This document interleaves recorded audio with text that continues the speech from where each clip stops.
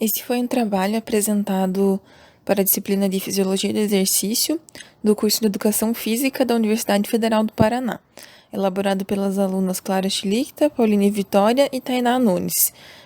Nós falaremos sobre a avaliação do volume de oxigênio máximo.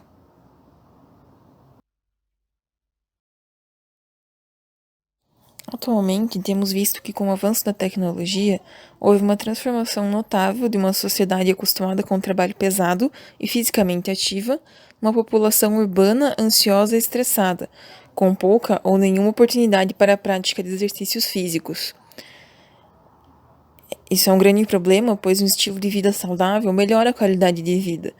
Um aumento da atividade física total em intensidades baixas e moderadas está associado a uma redução do risco de doenças cardíacas, e a atividade física vigorosa, regular, aumenta a capacidade cardiorrespiratória.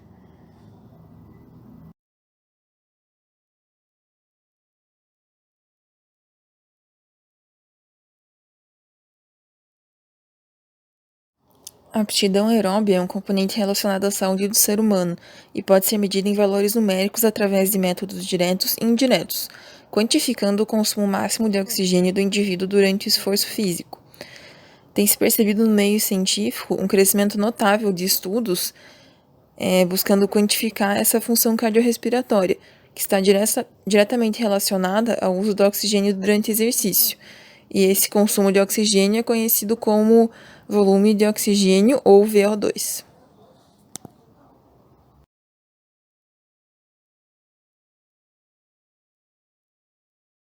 Existem muitos fatores fisiológicos que influenciam no volume de oxigênio. O débito cardíaco, por exemplo, que é o volume de sangue bombeado pelo coração em 1 minuto. Quanto maior for o débito cardíaco, maior será o VO2 sobre condições normais.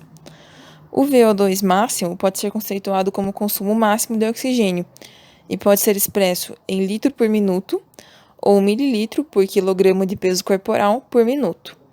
É a maior quantidade de oxigênio que o sistema cardiovascular é capaz de entregar aos tecidos do organismo durante o trabalho físico máximo.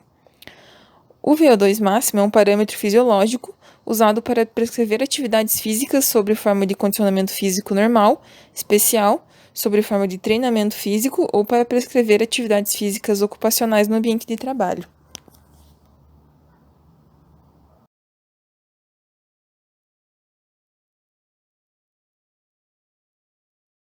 O objetivo dos testes de VO2 máximo é medir o condicionamento aeróbio, que é sinônimo de expressões como força aeróbia, capacidade aeróbica, resistência cardiovascular e cardiorrespiratória.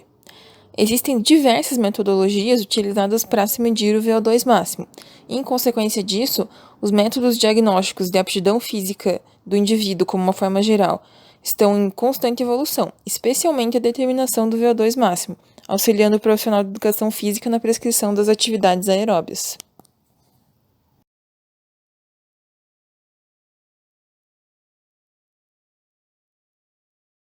Agora discutiremos alguns fatores que afetam o VO2 máximo.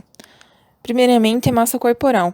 Quanto maior a massa corporal do indivíduo, maior o VO2 máximo absoluto, aquele que é expresso em litros por minuto. Outra influência é do sexo.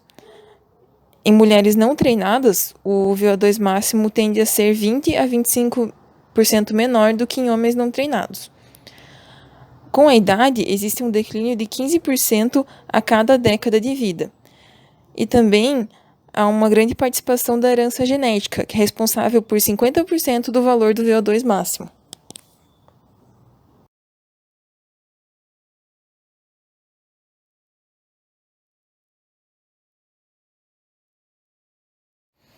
Ainda falando sobre a influência do envelhecimento, temos esse estudo de Powers e Hawley, do ano 2000, que mostra o declínio no VO2 máximo relacionado à idade. No primeiro gráfico, temos a comparação entre homens e mulheres, em que vemos o dado que tínhamos colocado, que as mulheres têm um valor de VO2 máximo menor que o dos homens, mas percebe-se que ambos são afetados pela idade. No segundo gráfico, a comparação é entre indivíduos treinados e sedentários. Percebe-se um valor consideravelmente maior de VO2 máximo nos treinados, mas novamente ambos os grupos têm uma diminuição do VO2 máximo com o passar dos anos.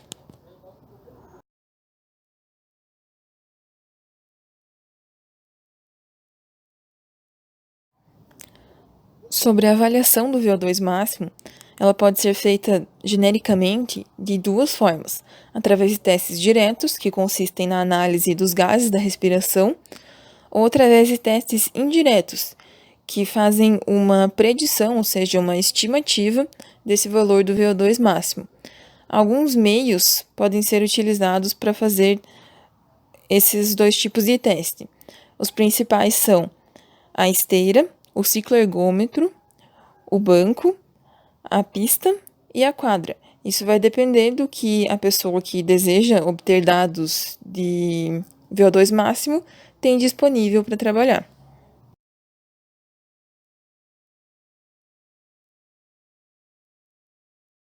A avaliação direta do VO2 máximo é feita através do teste ergoespirométrico, que usa um aparelho analisador de gases. Geralmente esses testes envolvem cargas progressivas que levam a pessoa até a exaustão, até o exercício máximo.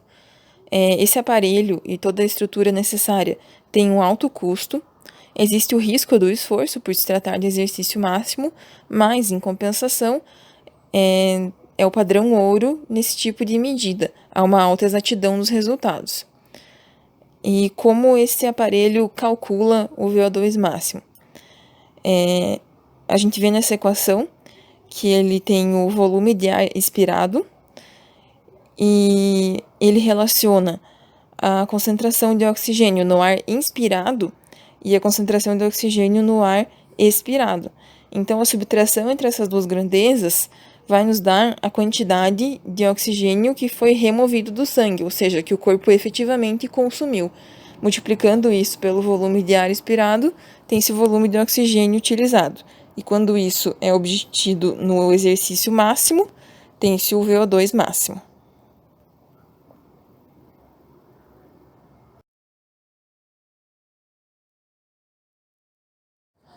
O próprio analisador de gases mensura essa porcentagem de oxigênio e também de gás carbônico no volume de ar inspirado e expirado. O próprio software analisa os volumes de gás oxigênio e gás carbônico e é obtido um gráfico de aumento aproximadamente linear, conforme vai aumentando a velocidade da esteira ou a carga do cicloergômetro.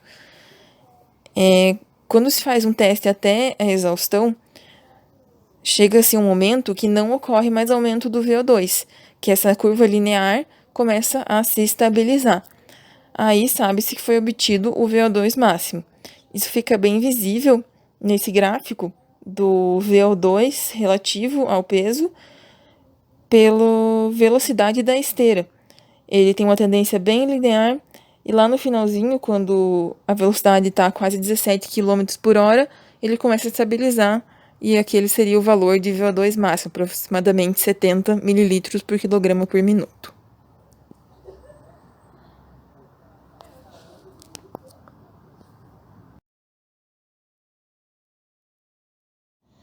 É importante ressaltar sobre a especificidade desses testes. O ideal é que o teste para determinar o VO2 máximo de um atleta deve envolver um movimento específico que é utilizado pelo atleta no seu esporte, na sua modalidade. Por exemplo, para um corredor, é importante que o VO2 máximo seja testado durante a corrida, então numa esteira.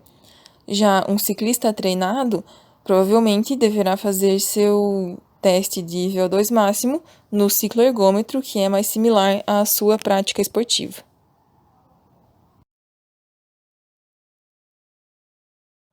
Foi comentado sobre o analisador de gases, que ele exige um certo controle do ambiente e é um equipamento que tem um custo elevado.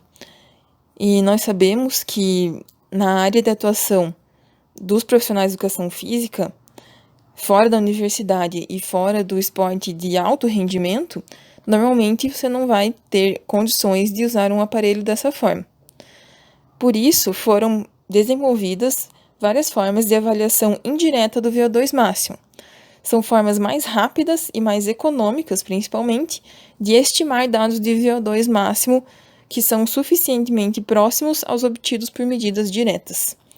Alguns exemplos de testes que nós vamos comentar aqui são o teste de banco do Queen's College, alguns testes de quadra e campo, como o Leger e o Yo-Yo, que provavelmente é mostrado nessa figura, e alguns testes de pista, como o de 6 minutos, de 1 milha e de Cooper. Lembrando que alguns desses testes de pista podem ser adaptados também para esteira,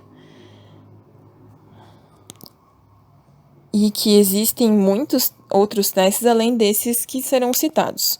São apenas para exemplificar e mostrar alguns dos mais utilizados.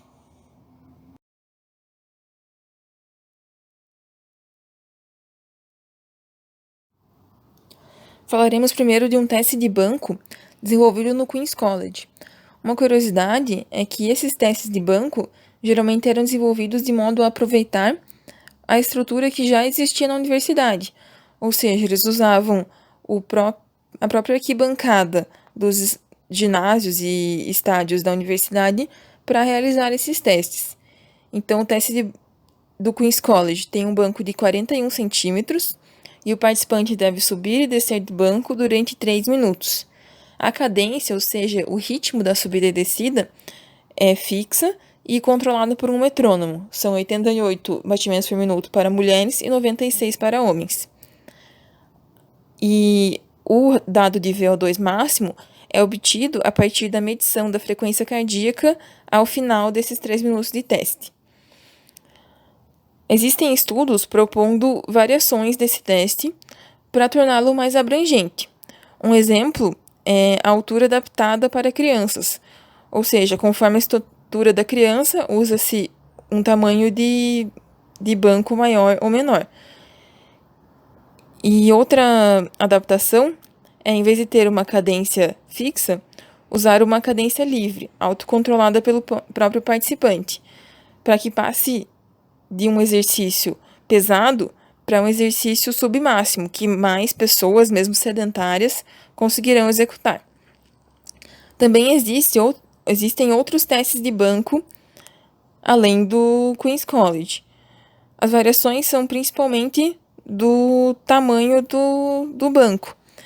No teste de Harvard, diferencia-se para homens 51 centímetros e para mulheres 43 centímetros. E no teste de Master, são degraus de apenas 22 centímetros e meio.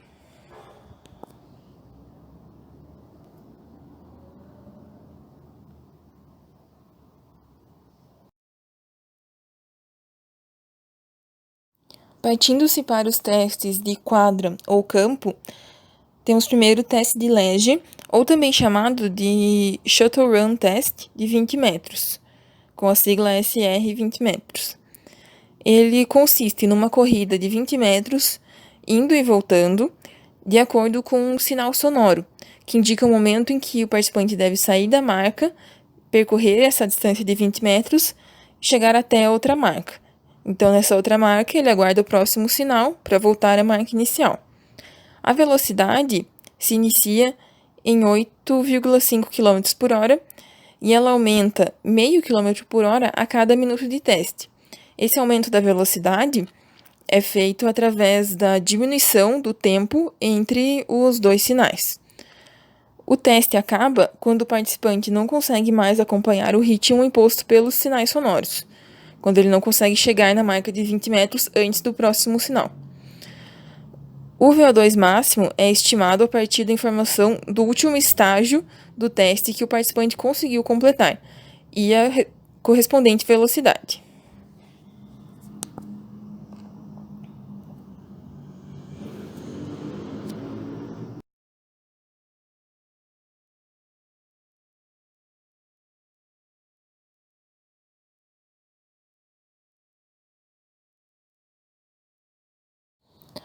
O Yo-Yo Endurance Test, ou simplesmente teste Yo-Yo, é outro teste de quadra ou campo que é bem similar ao teste de Leger. O que eles têm em comum? Tem marcas a uma distância de 20 metros, um sinal sonoro que indica o início da corrida, a velocidade aumenta com o decorrer do teste, conforme os sinais sonoros vão ficando menos espaçados, e o teste acaba quando o participante não consegue acompanhar o ritmo dos sinais sonoros. Então, quais seriam as diferenças? Ao invés de o participante ir até a marca de 20 metros e esperar ali o próximo sinal, ele vai até os 20 metros, volta para a marca inicial e aguarda o próximo sinal. Então, a cada sinal, ele faz 40 metros, diferentemente do teste de Leger, que ele faz apenas 20. Além disso, há uma recuperação ativa entre os sinais, que consiste num trote de 10 metros. E o resultado é calculado a partir da distância que o atleta conseguiu percorrer antes de não conseguir mais acompanhar o ritmo dos sinais. Ambos esses testes de quadro ou campo têm a vantagem de não ocuparem um grande espaço, já que a corrida é de apenas 20 metros, e de poderem ser feitos por um grande número de pessoas ao mesmo tempo, já que o controle é feito por um sinal sonoro e por isso são muito utilizados nos esportes coletivos, já que são esportes que já utilizam o espaço das quadras e dos campos para fazer os seus testes. Vamos abordar agora alguns testes de pista. O primeiro será o teste de caminhada de 6 minutos. Uma primeira característica que já difere dos anteriores é que ele é um teste submáximo, ou seja, ele não precisa ir até a exaustão, o que é muito positivo, principalmente para alguns grupos como idosos, pessoas com condições especiais, com obesidade ou sedentários que talvez não conseguiriam fazer um teste máximo. Ele consiste em caminhar com a maior velocidade possível durante 6 minutos. O resultado de VO2 máximo é obtido a partir da distância percorrida nesse tempo. O teste é válido para pessoas de diversas faixas etárias e índices de massa corporal. Pelo fato de ser submáximo, é muito utilizado para idosos e pessoas de grupos especiais, como as pessoas acometidas por insuficiência cardíaca ou outros tipos de doenças. Inclusive, ele é usado como avaliação pré- e pós-operatória em procedimentos envolvendo problemas cardíacos. Mas o fato dele ser utilizado mais para esse tipo de grupo não significa que ele não seja válido para indivíduos jovens e saudáveis, já que há estudos que mostraram que ele também pode ser usado para essa população.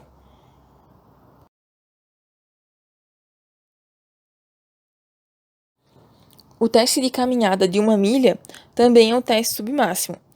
Ele consiste em caminhar o mais rápido possível por uma distância de 1 milha, que equivale a aproximadamente 1,6 km. O resultado de VO2 máximo será calculado a partir do tempo em que essa distância foi completada. Ele já foi validado para ambos os gêneros e diferentes idades e massas corporais.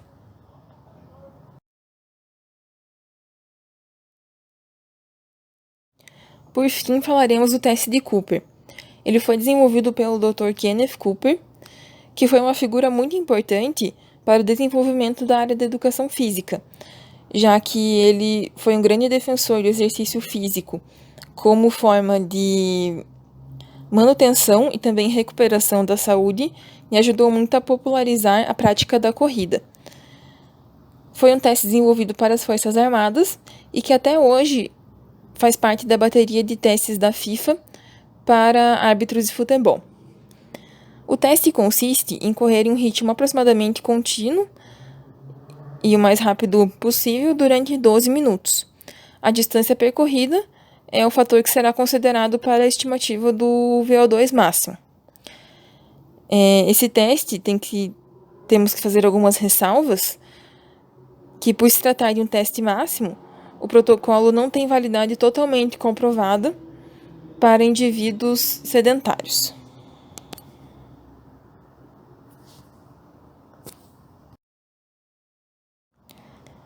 Caso essa apresentação tenha despertado seu interesse sobre o assunto e você queira se aprofundar mais na medição do VO2 máximo, aqui estão expostas as referências que foram utilizadas para o desenvolvimento desse trabalho.